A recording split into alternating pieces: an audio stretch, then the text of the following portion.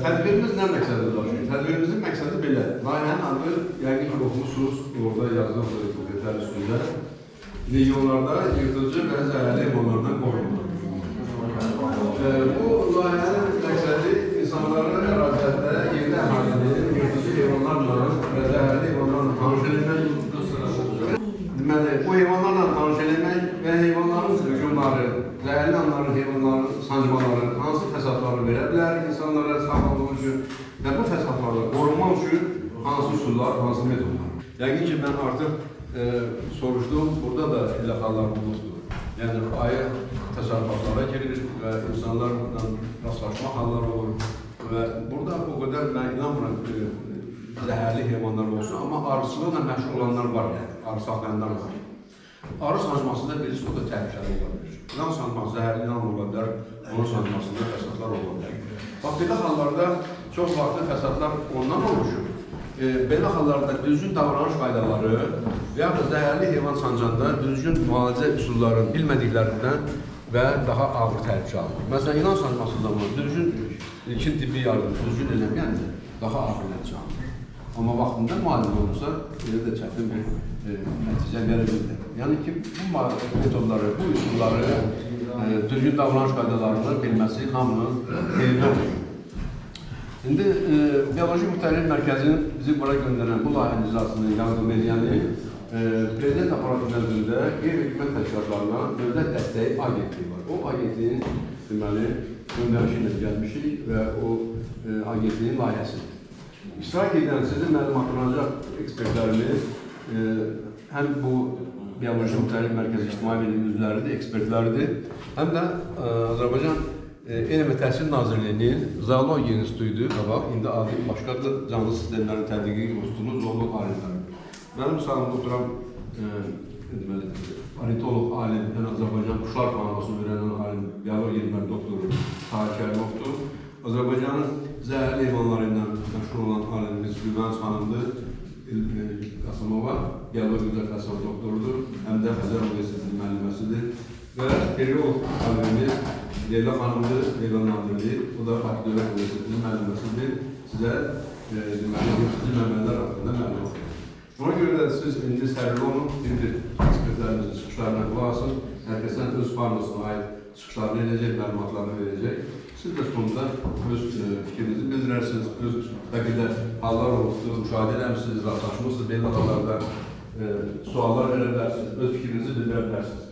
Hər çıxışın sonunda. İndi əvvəlcə mən sözü verirəm, Leyla xanımların məmələrlə bağlı, yırtıcı heyvanlarla bağlı məlumatını versin, hansı fəsadlar var bu heyvanlardan və necə qorunmaq lazımdır, burada danışacaq. Buyurun. Mən də hər birinizi salamlayıram. Sizə ümumiyyətcə bu ərazilərdə yayılmış yırtıcı məməllərin törətdiyi fəsadlar, onlardan necə qorunmaq olar və onlarla bərabər necə yaşamaq lazımdır, onların barədə məlumat verəcəm. Ümumiyyətcə, yəqin ki, sosial şəbəkələrdən də məlumatınız var. Dildən dilə belə gələn məlumatlarda bilirsiniz ki, yırtıcı heyvanlar, yəni insana nə faktlar üzrə hücum edə bilir və çox vaxt yırtıcı heyvan insana hücum edirsə, burada insanın özünün günahı da olur. Nə zaman yırtıcı heyvan insana hücum edir? Əgər o yırtıcı heyvan quduzdursa, yəni quduzluq xəstəliyi daşıyıcısıdırsa, əgər o yırtıcı heyvan, yəni yanında balası varsa, əgər çoxalma dövründədirsə, məsələn, qışlamadan təzə çıxıbsa, məsələn, bu aylara aid etmək olar. O zaman bu heyvanlar daha aqressiv olur və çalışmaq lazımdır ki, ümumiyyətcə o heyvanlarla rastlaşmayasınız. Ümumiyyətcə, bu yırtıcı heyvanların hamısı, yəni böyük bir əksəriyyəti də alatoranlıq və gecə heyvanlardır. Ona görə gündüz vaxtı onlarla rastlaşmağınız biraz çətindir. Amma gecə vaxtı bəlkə də, məsələn, şəxsən biz rastlaşmışıq, yolla getdiyimiz yerdə, gecə maşın sürdüyümüz yerdə, yəni çaqqalla da rastlaşmışıq, tülkü ilə də rastlaşmışıq, yəni canavarla da rastlaşa bilərsiniz. Hətta təzəliklə sosial şəbəkələrdə, səhv etmirəmsə, Qax rayonunda belə bir video var idi ki, yolda insanlar maşınla gedir və qabaqlarına ayı çıxır. Və elə bil onlar siqnala basdıqca ayı elə bil o səsdən qorxub qaçır. Ümumiyyətcə, bu heyvanlarla rastlaşdıqda nə etmək lazımdır və nə etmək olmaz.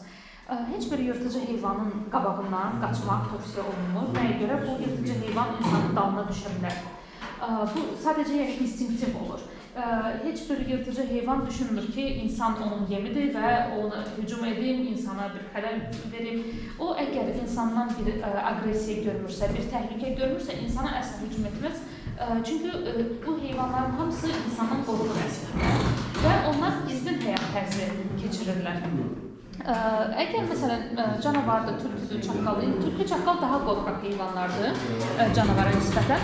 Məsələn, onlarla qarşılaşsanız hansısa bir ərazidə görürsünüzsə ki, bu heyvan sizi görmür, sadəcə o heyvanı uzaqdan gəlir və davamlı olaraq da gəlməyə başlayacaq.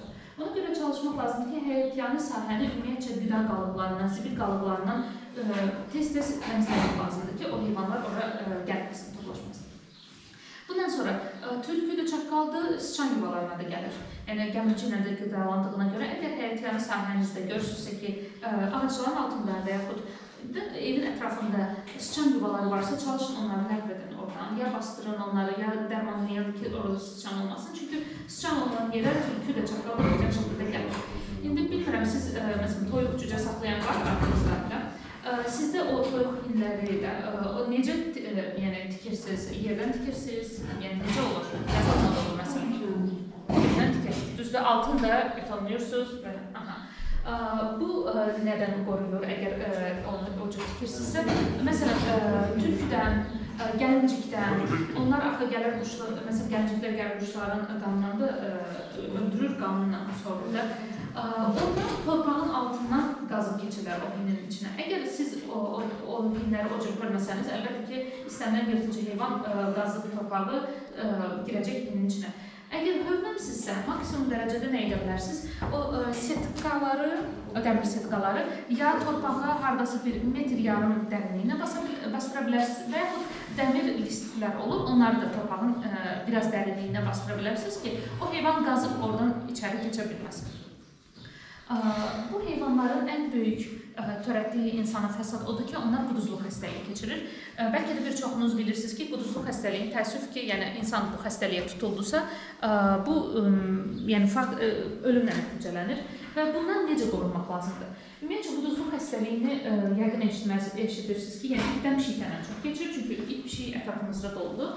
Bu quduzluq xəstəliyi istənilən yırtıcı heyvandan keçə bilər, hətta zərərsiz bildiyimiz kirpidən belə quduzluq xəstəliyi keçə bilər. Ona görə də təbiətdə gördüyümüz heyvana yaxınlaşmamışdan əvvəl, ona sığal çəkməmişdən əvvəl bir neçə dəfə dayanıb düşünmək lazımdır. Ümumiyyətcə, onu da deyim, əsasında bu uşaqlara aiddir. Əgər təbiətdə hansısa bir yırtıcı heyvanın balasını görürsünüzsə, istənilən heyvanın balasını görürsünüzsə, ona yaxınlaşmamaq, onunla şəkil çəkdirməmək lazımdır. Yəni olmaz.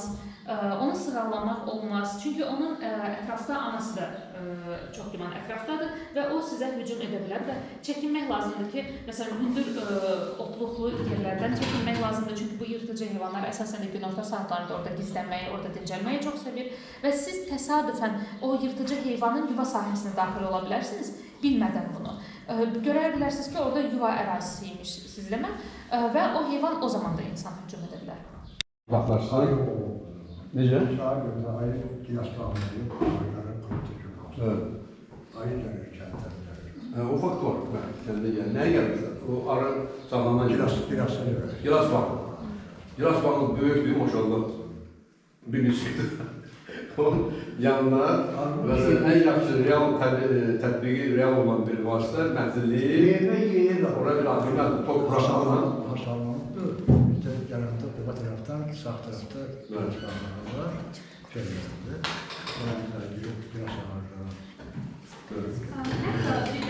Əlbəttə ki, hasanlıdır, yanları da hasanlıdır. Hardan giribsə, ona özü bilər. Hər halda bu metodlar, qorunmaq üçün dediyimiz vasitələri imkan daxilində istifadə edilmək olur. Şapkaları sayardır. Şapkalı bağlı. Və ayının yediyi heyvan təkcə üsulun tapısıdır ki, necə qorunmaq lazımdır. Çox gözəl. Hətta bir dənə video, bəlkə təzə geçən görmüş olarsınız sosial şəbəkələrdə. İnsan, bizdə hansı rayonda da yaşayandan çıxıb, insan ayı ilə rastlaşır, göz-gözə gəlirlər. İnsan sadəcə donub qalır, ona baxır, ayı da ona baxır, çıxır gelir. Yəni görür ki, insana bir təhlükə gəlmir, insan ona hücum etməyə çalışır. O başa düşmür ki, bu insandır. O onu sadəcə bir məxluq kimi görür. Birdən maşallah heyvan sayı artır, Çünkü Kral ve Təbii Sərvətlər Nazirinin qərarıyla və heyvanlara Ovlamaq olmadı. Bəli. Ümumiyyətcə, təbiətdə insan heyvanın sayını tənzimləmir. Təbiət özünün sayını tənzimləyir. Ona görə də yəni insanın ehtiyacı yoxdur o heyvanların sayını tənzimləməyə. Hansı heyvan artırsa, onun mütləq şəkildə hansısa bir yırtıcısı olacaq və yaxud onun bir rəqibi olacaq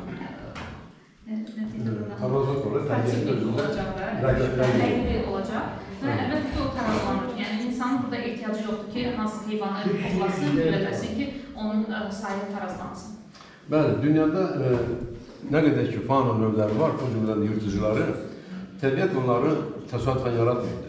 Bütün canlıların yaradışının təbiət üçün bir faydası var. İnsan özü hansı bir heyvanasa deyir, ziyanlıdır ki, ondan ziyan görür, adlandırır ziyanlıdır. Amma təbiət üçün ziyanlı heyvan yox.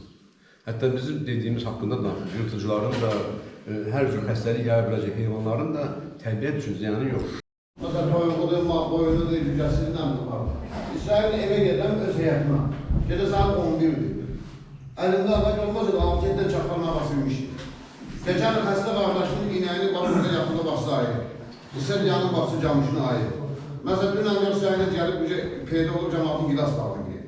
Tutalım dedi ki, ayıya dəyirlər, canavara dəyirlər, çapqala dəyirlər. Fəsəhər birinin bası balasını yedir, birinin uşağına bir zəcan verir. Onu kim cavab edir? Zaman əziyyətlə övlad böyüdür. Bak keçən nerede əziyyət çəkində qardaş, neçə mallı bası idayı. Bak bunu necə edir? Toxunmayalım. Kendiniz problem var. Amma problem heyvanın kökün kəsilmə, Siz də mənə baxın. Siz də mənə baxın. Mən özümü müdafiə edə bilməsəydim, məsəl üçün. Qapımda olmasa, özümü müdafiə edəməsəydim. Sizə faktla deyirəm ki, dostum var, döyüş yoldaşım var. Xaçmalı qarqalı təbii. Onu çaqqallar parça-parçalarını təzə saxalıdır. Xaçmalı qarqalı kəndi. Qapıda gəlsin, mənə ağac orada çaqqala mənə vəziyyəti gətirəcək. Məsələ bir məsələ də qaldırı bilərsinizmi? Kiçik heyvanları demirəm, qazdır, ördəkdir, toyuqdur, onlar az məbləğdə heyvandır. Ancaq Seyhun çox doğru söylədi. Keçən il mənim qonşumun 4 heyvanı, 2 camış, 4 camışı yox oldu. Onları yırtıcı heyvanlar parçaladı. Dövlət onları bir qəpik də ödəmədi. Eləcə də o dedi ki, xəstə qardaşının heyvanı. 4 dənə camışı da şeylə gəlir. Bəli. Anında elə bir məsələ qaldırır ki, dövlət də anında həmin insanlara yardım etsin. Əgər istəmir yırtıcı heyvanı öldürsün, yəni imam üçün ağlayanda biraz Yezid üçün də ağlayır. Yox, o dediyiniz təklif var, çoxdan da dövlətin də ona uyğun bir qərarı var. Var, amma yox. Ki, hər bir kəs heyvan saxlayan heyvanlar, öz saxladığı heyvan malları sığortalamalıdır. O sığortadan artınca gedəndə bu qədər süründürürlər ki, Elə bir fakt da var ki, elə bir fakt da var ki, Azərbaycanda.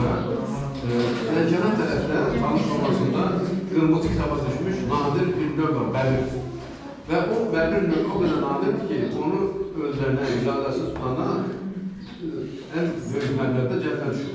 O, deməli, kənddə bir nəfər bəbirin güllələnmişi öldürmüşdür. Quban çox gözəl təbiəti var, çox zəngin təbiəti var, həm bitkisi, həm heyvan. Biz əslində bu ərazini təsadüfən seçməmişik. Biz baş verən məhz o hadisələrlə əlaqədar bu kəndi seçmişik ki, insanlarla heyvanların məhz daha çox qarşılaşdırıb, o baş verən hadisələr məhz bu kəndlərdəydi. Ona görə bu kəndi seçmişik, burada sizinlə görüşürük. Mən sizə, zəhərli heyvanlar haqqında, təbiətdə rast gəlməyəcəyiniz zəhərli heyvanlar haqqında danışmaq istəyirəm. Zəhərli heyvanlar siz burada nə ilə rastlaşa bilərsiniz? Zəhərli heyvandır, zəhərli bu ədvəllərdir, bir də arılardır. Əlbəttə ki, siz burada yaşayırsınızsa, hər təcrübəsi olan insanlar artıq bunlardan müəyyən qədər məlumat tuturlar. Amma həmişə düzgün bildiyimiz və indiyənə qədər onları düzgün bilmişik, amma doğru bildiyimiz yanlışlar var. Mən biraz onlar haqqında danışacağım. Siz burada ümumiyyətlə çox növ ilanla rast gələ bilərsiniz. Bura hal-hazırda meşə ərazisidir, meşə kənarıdır, rütubətli ərazidir. Ona görə burada dediyim kimi bir neçə ilan növünə rast gələ bilərsiniz. Amma biraz aşağılarda sizin daha bir ilan növünə rast gəlmə ehtimalınız var. Bu gürzəli, zəhərli ilan növüdür. Digərləri isə zəhərsiz ilan növləridir. Bunu hamı adi gürzə kimi tanıyır, cürbəcür adlar verilir. Elmi adı isə Levantin gürzəsidir. Siz bir neçə dediyim kimi ilan növü ilə burada rastlaşa bilərsiniz. Amma dedim ki, onlardan yalnız biri zəhərli ola bilər. Bəs görəndə siz onu necə ayırd edə bilərsiniz ki, zəhərli ilandır yoxsa zəhərsizdir? Biz bu haqda çox danışırıq, amma yenə də zəhərsiz ilanı görəndə zəhərli gürzədir deyib öldürənlər var. Deməli, əsas əlaməti nədir? Əsas zəhərli ilanın əlaməti başının iri olması, gövdənin iri olması, başdan gövdəyə keçəndə isə boynun nisbətən nazikləşməsidir. Və bədən yoğun gövdə davam edir və anidən qısa quyruq görürük. Bu əsas bu əlamətlər varsa, deməli sizin rastlaşdığınız zəhərli ilan növüdür. Bir də yaxından baxsanız, orada gözündə də pişik gözü kimidir onların zəhərli ilanlar. Amma mən sizə tövsiyə eləmirəm, məsləhət görmürəm ki, siz onlara yaxından baxasınız. Niyə? Məsələn, bax, bu zəhərli ilan növü olan gürzə, bu təxminən 1.20-1.60, hətta son günlərdə, son vaxtlarda 1.80 ölçüyə qədər olanlarına rast gəlinir. Bu ilanlar çox gözəl atılmaq qabiliyyəti var. Onlar ən azı bədəninin yarısı qədər atıla bilir. Bədənin yarısı atıla bilir, sıçraya bilir. Deməli, əgər gördüyünüz bu formanı alırsa, spiral şəklində yığılıbsa, deməli sizi atılmağa hazırlaşır. Bu da o deməkdir ki, siz ondan təxminən heç olmasa, nə biləm, 1 metr görmüsünüzsə, 1 metr məsafə saxlamalısınız. Kimisə köməyə çağırmaq və yaxud da ki, özünüz bir əşya gətirib, onunla çıxartmaq. Əl haması olmaz, çünki hələ siz bilirsiniz ki, o zəhərlidir, yoxsa zəhərsizdir. Bu şəkildə onu oradan uzaqlaşdırmaq olar və yaxud da ki, yaxınlıqda, yəni, kiməsə zəng vura bilərsiniz, xüsusi bizə müraciət olduğunda, kimisə köməyi ilə uzaqlaşdıra bilərsiniz. Amma yenə də öldürmək yox. Bir də bu qədər danışılır, amma yəni insandır, bu hadisə baş verəndə bir dəfə baş verə bilər. Ehtiyatsızlıqdan sizi ilan sancırsa nə edirsiniz? Ümumiyyətlə, ilan sancma halları adətən hardan olur? Ya ayaqdan olur, ya əldən olur. Amma bundan başqa da bəzi nahiyələrdən ola bilir. Məsələn, göz nahiyəsindən biri uç saxlayırdı, toyuqca saxlayırdı, hinipən belə kiçik qapısı vardı, onu açan kimi üzünə atılmışdı, üz nahiyəsindən də sancmışdı. Bu daha təhlükəlidir. Niyə? Başa yaxın nahiyədir. Əldən, ayaqdan bu adətən niyə olur? Nəysə əşyanı qaldırırsınız və yaxud da ki, təsadüfən bilmədən onu taxtalanırsınız. O sadəcə siz durduğunuz yerdə sizi gəlib sancılır.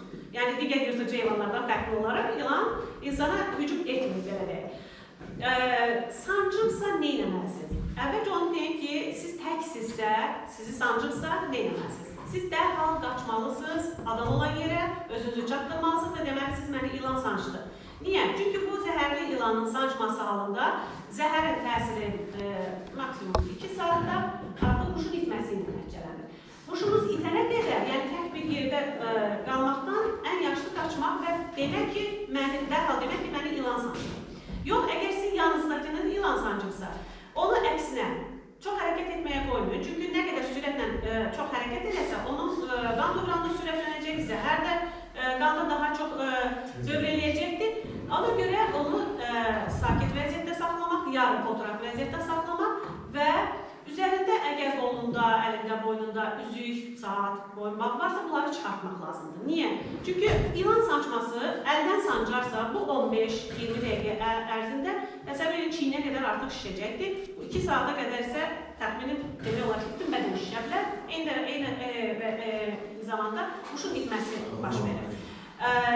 Bu əşyaları niyə çıxartmaq lazımdır? Çünki şişəndən sonra onları çıxartmaq ikinci bir problemdir. Gecə o həyat tərzi keçirdiklərinə görə gecə yemlənir.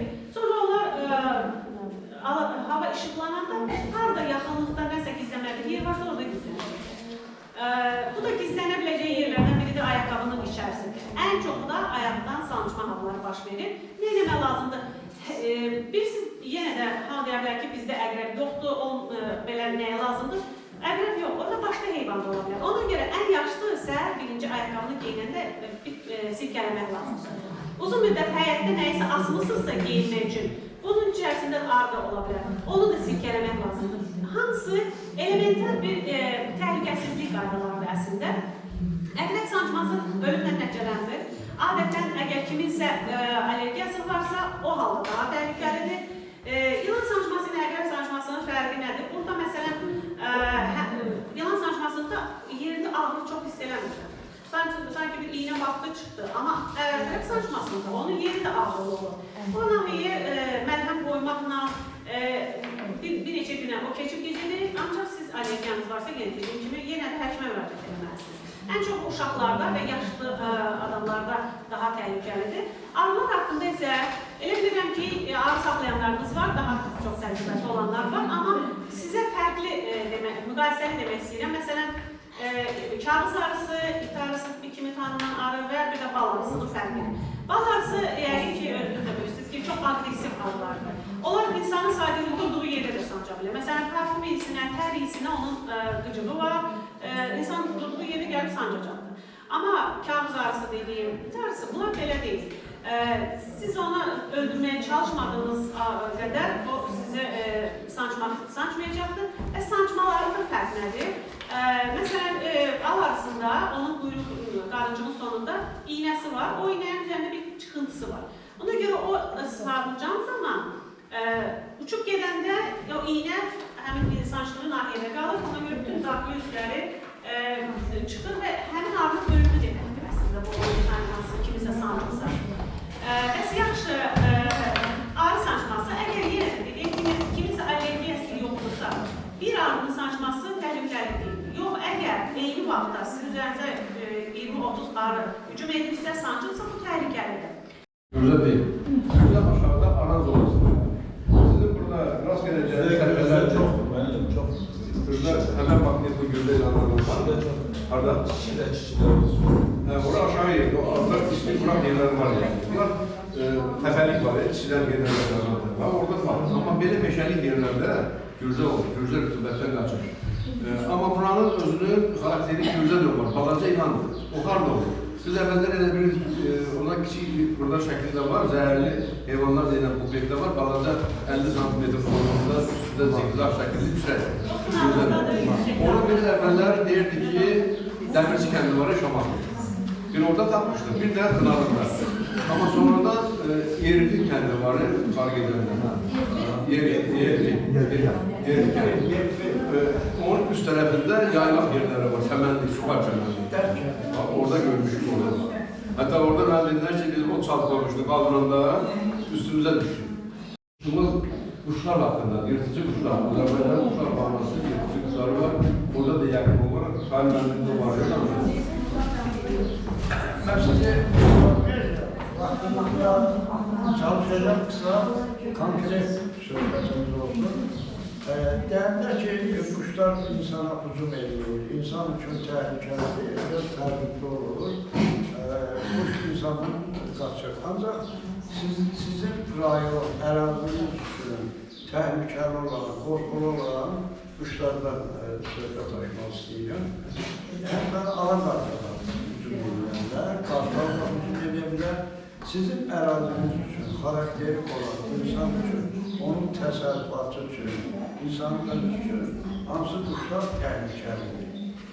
Burada əsasən təhlükəli yırtıcı quşlar. Bu ərazidə bu şəkildə göstərilir, imperator qartaldır, dərburdur, qırğıdır, çalağandır, leydir. Bunlar insan üçün təhlükəli ola bilər. Nəyə görə? Bax, yenə də bayaq danışdığım uzun müddətdir söhbət edirik ki, insan heyvanın yaşayış yerini əmzan olur. Bundan başqa, o quşlar qayada da yuva qurur, otda da yuva qurur, ağaçda da. İstəyir şagird olsun, məktəb olsun, aparsın, təbiətlər.